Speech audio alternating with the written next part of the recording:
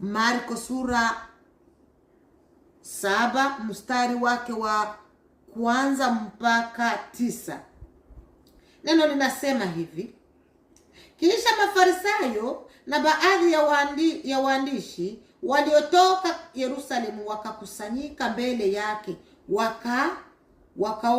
wakaona wengine katika wanafunzi wake wakila vyakula kwa mikono najisi, yaani isiyo nawiwa. Kwa maana Mafarisayo na Wayahudi wote wasiponawa mikono mpaka kiwiko hawali, wakishika mapokeo ya wazee wao. Tena